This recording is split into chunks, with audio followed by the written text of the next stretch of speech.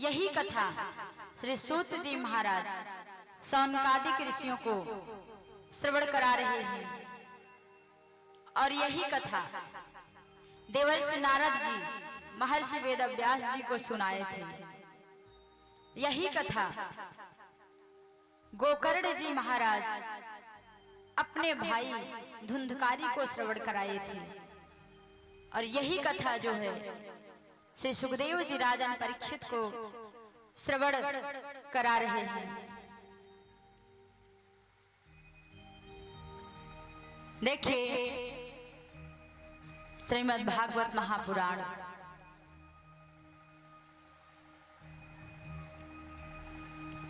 ये प्रभु की अपार स्नेहमयी कृपा जब प्रारंभ होती है महाराज, तब श्रीमद् भागवत कथा श्रवण में रुचि हो पाती है।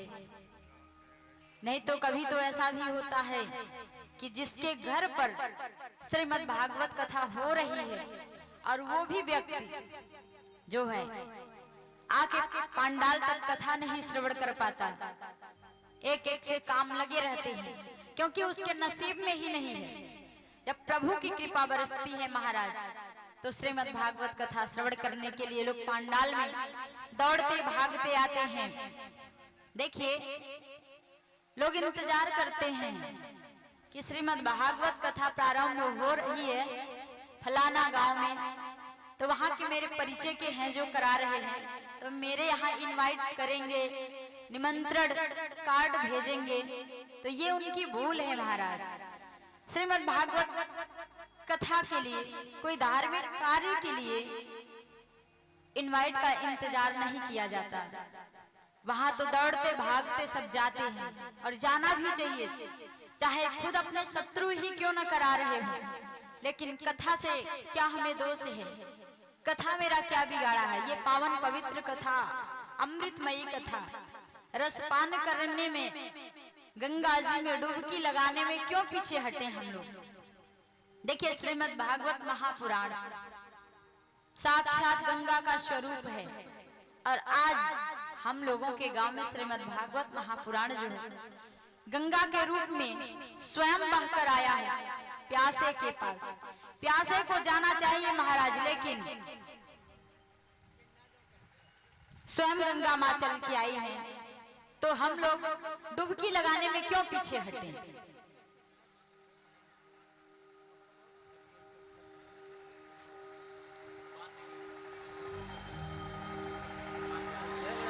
जब प्रभु की बहुत बड़ी कृपा होती है तो ऐसा महोत्सव देखने को मिलता है, सुनने को मिलता है। देखिए हम तो कई बार बता चुके हैं कि जो कार्यक्रम प्रोग्राम होते हैं ना जी, ये प्रभु का महोत्सव है। कार्यक्रम और प्रोग्राम में जमीन और आसमान का फर्क है। आप कार्यक्रम प्रोग्राम तो सदैव करते रहते हो, देखने को मिलता है, सुनने को मिलता है, लेकिन ऐसी पावन पवित्र कथा सदैव ऐसा महोत्सव देखने को नहीं मिलता, न सुनने को मिले। इस कथा के लिए देवी देवता भी तरस गए हैं। देखिए आज कथा श्रीमद् भागवत कथा 7 दिन का होता है, 6 दिन बीत गया पता नहीं चला महाराज। आज अंतिम दिवस है कथा का।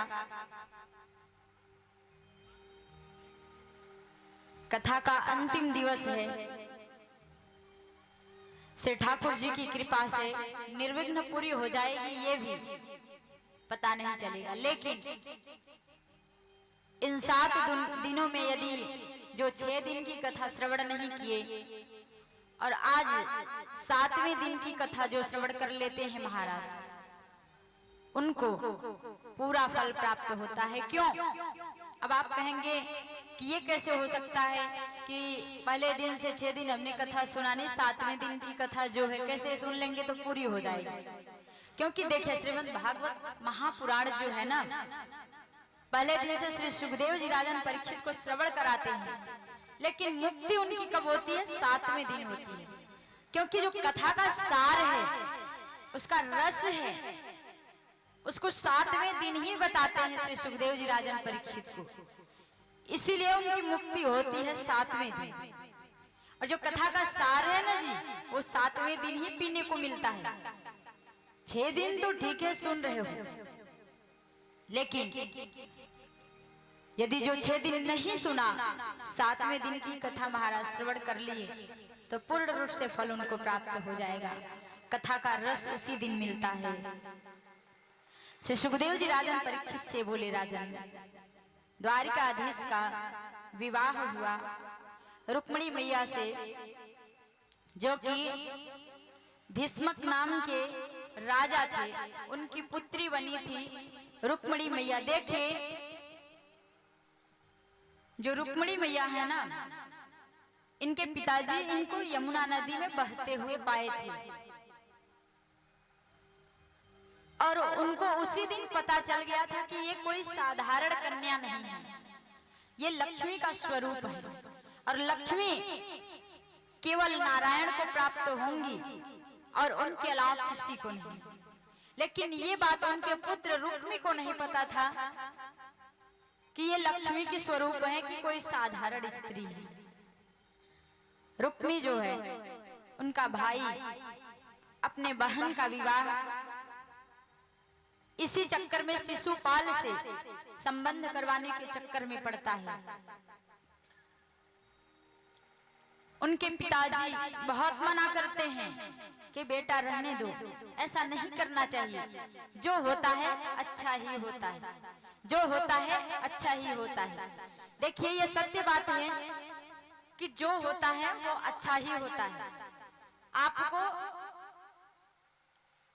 एक दिन बाद आप सोचेंगे कि मेरे साथ गलत हो रहा है, लेकिन उसका रिजल्ट जो है ना, परिणाम जो है 1 महीने के बाद आपको मिलेगा, 2 महीने के बाद मिलेगा, 10 दिन के बाद मिलेगा। आप सोचिए कि तुरंत मिल जाए तो नहीं मिलता, लेकिन उसके पीछे अच्छाई छुपी रहती है। जब भी कुछ भी होता है तो उसे बुरा मत सोचिए, ये सोचिए कि हाँ ये अच्छा ही हो रहा है। श्री ठाकुर जी कभी गलत नहीं करते महाराज, वो जो करते हैं अच्छा ही करते हैं। श्री ठाकुर जी कभी भी अपने भक्तों की बुराई को नहीं देखते, अवगुणों को नहीं देखते। यदि अवगुणों को देखने लग जाए ना महाराज, तो अवगुण हम लोगों में इतना है कि गिनने से कभी खत्म नहीं होगा। श्री ठाकुर जी हमेशा आपके गुणों को देखते हैं, लेकिन आप जैसा कर्म करेंगे, अच्छा बुरा, अच्छा करेंगे तो अच्छा फल प्राप्त होगा, बुरा करेंगे तो बुरा फल प्राप्त होगा। अच्छा आप ये बताएं कि हम लोग किसी के साथ अन्याय करते हैं तो उसमें प्रभु की क्या गलती है, लेकिन हम लोग प्रभु का दोष देते हैं। और जब हम अन्याय कर रहे हैं जी, तो हम ही तो भोगेंगे, लेकिन भगवान को ठोक देते हैं।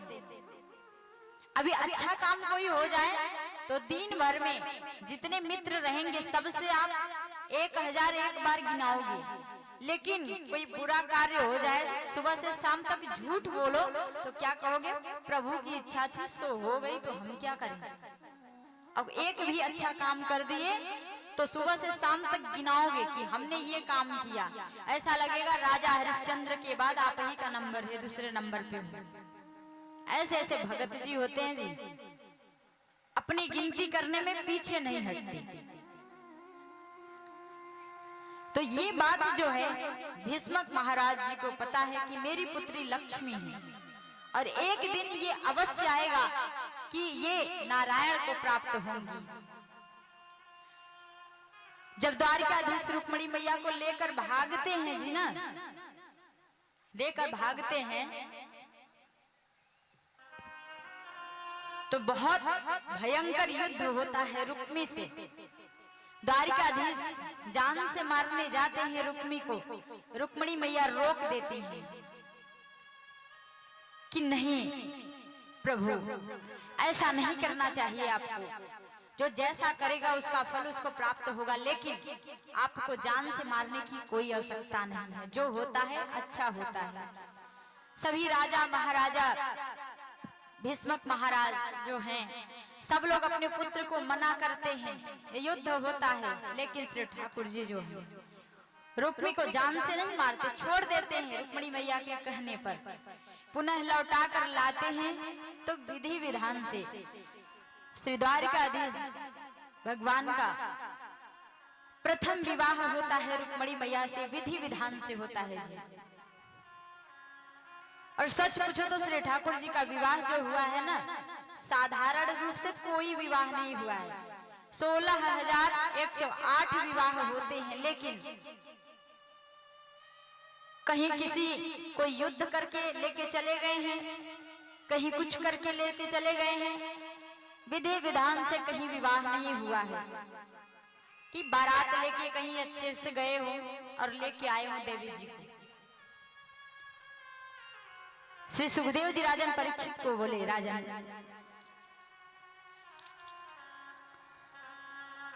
श्री ठाकुर जी का प्रथम विवाह रुक्मिणी मैया से हो गया और द्वितीय विवाह जो है जाम्बवंत की पुत्री जाम्बवती के साथ होता है। और तीसरा विवाह जो है महाराज कालिंदी के साथ होता है। एक बार की बात है, कालिंदी जो है ना जी, यमुना मैया है। यमुना के किनारे एक बार तपस्या कर रही थी, बैठी थी। उस समय अर्जुन जी जो हैं श्री ठाकुर जी के साथ जा रहे थे वन विहार करने। उस समय एकदम सुशील तेजवान परम सुंदरी कन्या यमुना के किनारे बैठकर तपस्या कर रही थी। अर्जुन जी का ध्यान गया, बोले देवी आप यहाँ अकेली क्या कर रही हो? वो कन्या बोली कि हम तो नारायण भगवान जो है ना उनके लिए तपस्या कर रहे हैं। उनको हम अपने पति देव के रूप में मान लिए हैं ना, उनसे विवाह करना चाहते हैं। जब से उनकी प्राप्ति नहीं हो जाएगी मेरी तपस्या चलती रहेगी। अर्जुन जी बोले देवी वो तो मेरे साथ ही हैं, चल कर आए हैं। अर्जुन जी कालिंदी मैया का संबंध श्री ठाकुर जी से करवा देते हैं यमुना के किनारे। इस तरह उनका विवाह कालिंदी से हो जाता है। तीसरा विवाह जो है महाराज कालिंदी से हुआ और चौथा विवाह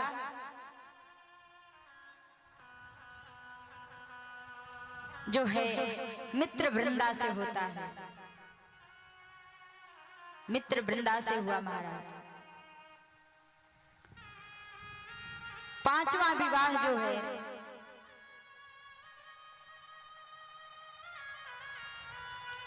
सत्यभामा। उसके बाद छठवां विवाह जो है नग्नजीती के साथ होता है। सातवां विवाह महाराज भद्रा के साथ हुआ और आठवां विवाह लक्ष्मणा के साथ हो गया। अब देखिए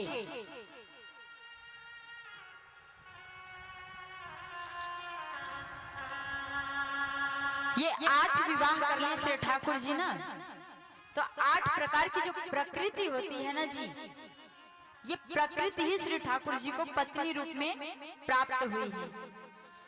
क्योंकि देखिए मन बुद्धि अहंकार वायु आकाश जो ये प्रकृति होती है ना, ये प्रकृति श्री ठाकुर जी के बस में रहती है, न कि श्री ठाकुर जी प्रकृति के बस में रहते हैं। इसलिए उन्होंने इस 8 प्रकृति को ही अपने पत्नी रूप में स्वीकार कर लिया। अभी श्री ठाकुर जी का जो है ना विवाह 16,000 अभी 100 बाकी है, 100 बाकी है। राजन परीक्षित पूछते हैं श्री सुखदेव जी महाराज जी से कि महाराज ये 16,000 जो पत्नियां हैं, ये इनकी पत्नियां कैसे बनी? 16,000 मुझे आप समझाइए। श्री सुखदेव जी महाराज राजन परीक्षित से समझाते हैं। एक बार की बात है,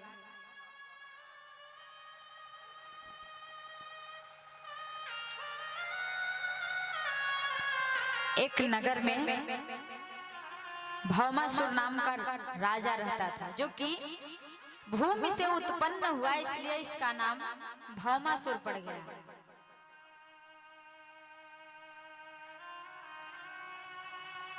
इसका नाम भौमासुर पड़ गया। लेकिन ये जो राजा था ना, इसके पास बल बहुत ज्यादा था। धन तो था लेकिन बल भी बहुत ज्यादा था।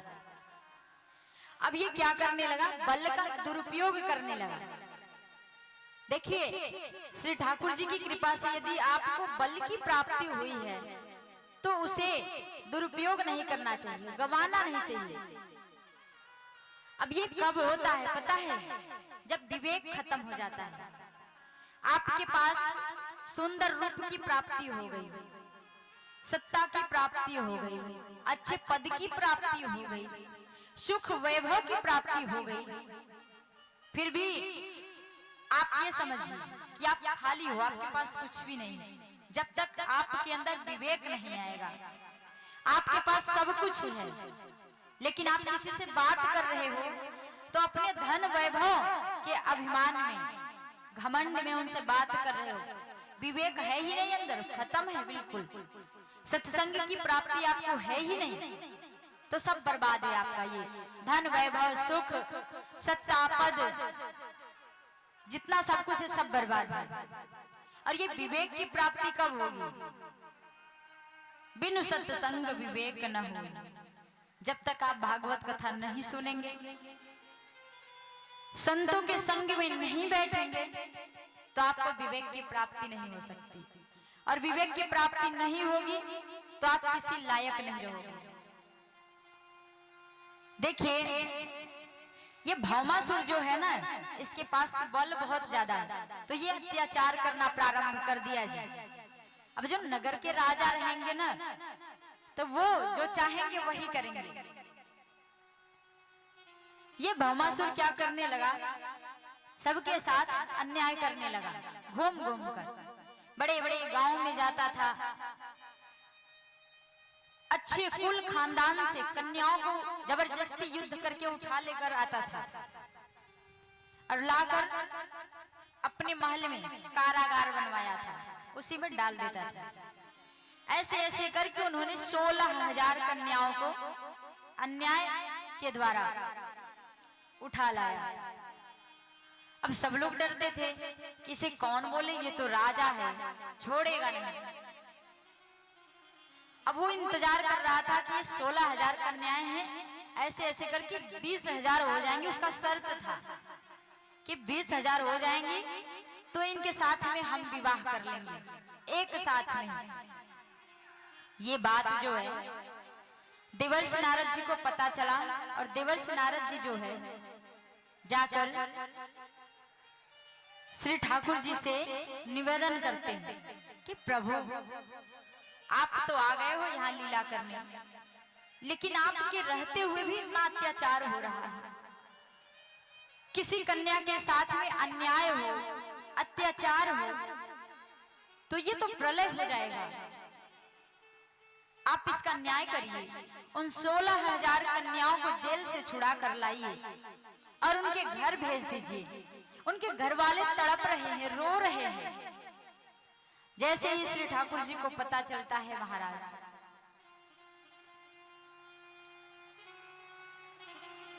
वहां जाते हैं, रुक्मणी मैया साथ में। श्री ठाकुर जी कहीं जाते हैं ना जी, रुक्मणी मैया को साथ में लेकर जाते हैं, क्योंकि जो रुक्मणी मैया है ना, उनकी जो और पत्नियां हैं श्री ठाकुर जी की, उनसे ज्यादा विश्वास श्री ठाकुर जी रुक्मणी मैया पर रखते हैं और प्रेम भी बहुत ज्यादा करते हैं, इसलिए उन्हें साथ में लेकर गए हैं। अब भौमासुर के राज्य में पहुंचे तो वहां सबसे पहले भौमासुर जो है ना, श्री ठाकुर जी को देखा तो राम राम किया। श्री ठाकुर जी बोले, राम राम तो हम लेंगे तुम्हारा, लेकिन तुम्हारा कारागार कहाँ है, वहां मुझे लेकर चलो। जैसे ही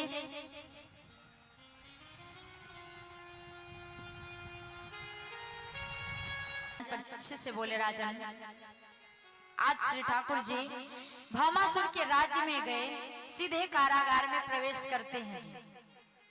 कारागार में प्रवेश किए तो वहां 16,000 कन्याएं तड़प रही हैं। श्री ठाकुर जी को जैसे ही देखती हैं 16,000 कन्याएं हाथ जोड़कर खड़ी हो गई। प्रभु मुझे बचा लीजिए, आप आ गए, मेरी रक्षा करने वाला कोई नहीं है। ये भौमासुर मेरे माता पिता से लड़ाई करके लेकर चला आया हम लोगों को, वो लोग डर के मारे बोलते नहीं हैं। यहाँ बहुत दिन से पड़े हैं, मुझे लेकर चलिए, अब यहाँ मुझे नहीं रहना है। श्री ठाकुर जी सभी कन्याओं से एक निवेदन करते हैं कि देवी, यदि आपके मन में कोई विकार, कोई गलत भाव उत्पन्न न हो रहा हो तो एक बात कहें। कन्याएं बोली, कहिए। बोले यदि आप लोग गलत न सोचो, देखिए अब आप लोग यहाँ आ गई हो, अब तो कोई संबंध भी नहीं करेगा, विवाह भी नहीं करेगा, पड़ोसी लोग हवा उड़ा देंगे कि इनकी लड़की जो है भौमासुर के राज्य में रहकर आई है, इससे कौन विवाह करे। रिश्तेदार जो आएंगे उनके कान में मंत्र फूंक देंगे। अब तो आप लोग न घर के हुई न घाट के हुई, तो एक काम करो, हम आप सभी के साथ एक साथ ही एक ही मुहूर्त में विवाह कर लेते हैं, एक साथ ही। आप लोग गलत न सोचो। तब सारी कन्याएं तैयार हो गई। प्रभु इससे अच्छा क्या होगा, आप ऐसा ही करिए। इस प्रकार 16,000 कन्याओं के साथ में श्री ठाकुर जी एक बार में ही 16,000 कन्याओं से विवाह कर लिए। 16,000 पटरानी बन गई, 16,008 हो गई, अब 100 अभी हैं। श्री सुखदेव जी राजन परीक्षित से बोले, राजन ये जो 100 पत्नियां हैं ना, 100 जो पत्नियां हैं, जो उपनिषद हैं, शास्त्र हैं 100 प्रकार की, वही उपनिषद और शास्त्र 100 पत्नियां बनकर आ गई हैं। इस प्रकार श्री ठाकुर जी का विवाह महाराज 16,108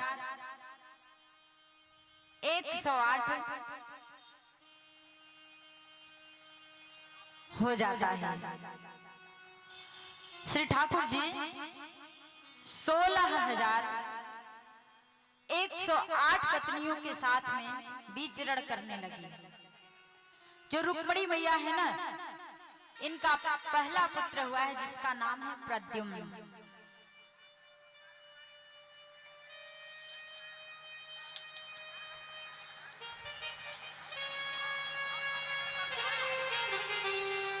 प्रद्युम्न जो है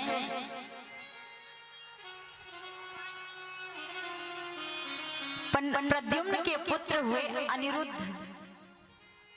अनिरुद्ध जी का विवाह जो है ना बाड़ासुर की पुत्री उषा के संग में होता है, क्योंकि एक बार अनिरुद्ध जी जो हैं,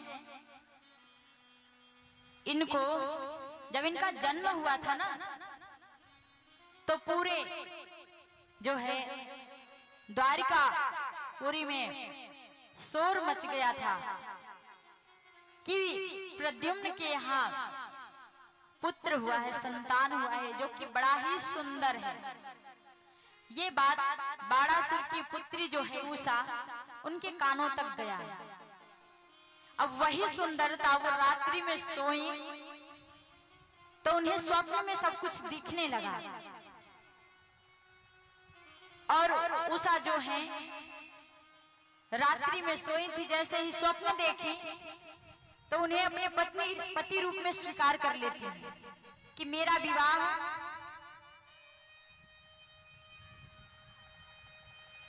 इन्हीं अनिरुद्ध जी से हो जाए तो बहुत अच्छा रहेगा, और हम किसी और को पति रूप में स्वीकार भी नहीं करेंगे।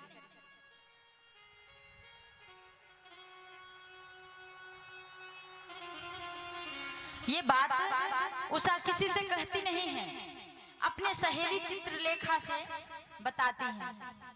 अब देखिए, जो सखी सहेली होती है ना, एक दूसरे की बात समझती हैं, जो अच्छी सहेलियां होती हैं जी, चित्रलेखा से सारी दिल की बात कहती हैं।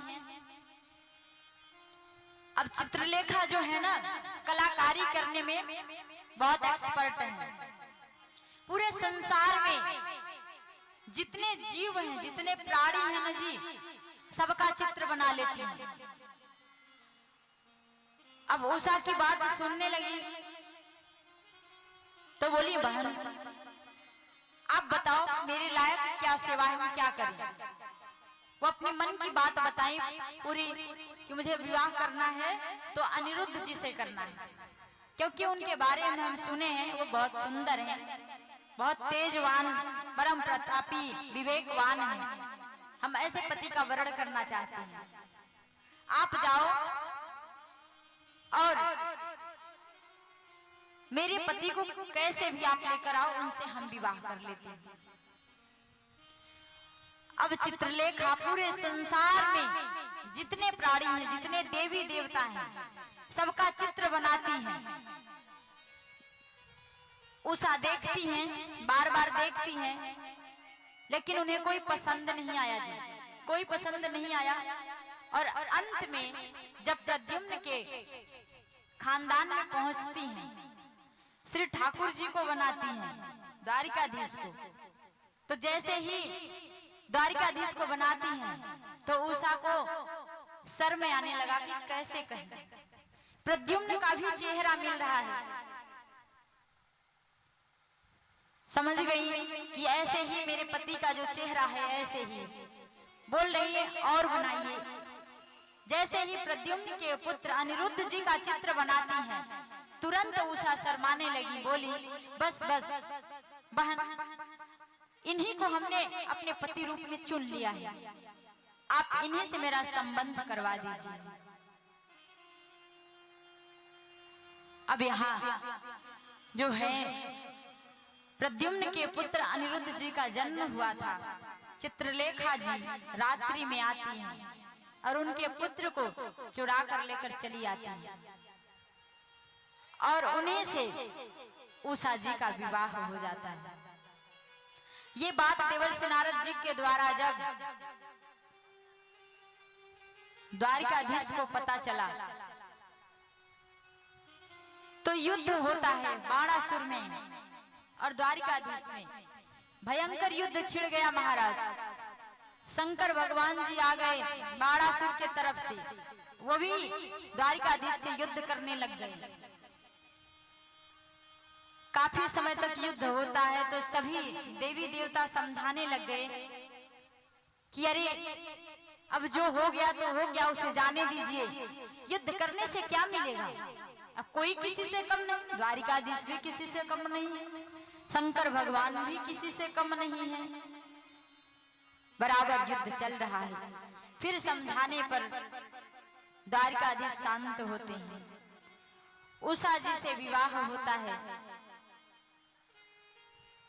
अनिरुद्ध जी का। अब अनिरुद्ध जी के वंश का वर्णन करते हैं श्री सुखदेव जी महाराज राजन परीक्षित से।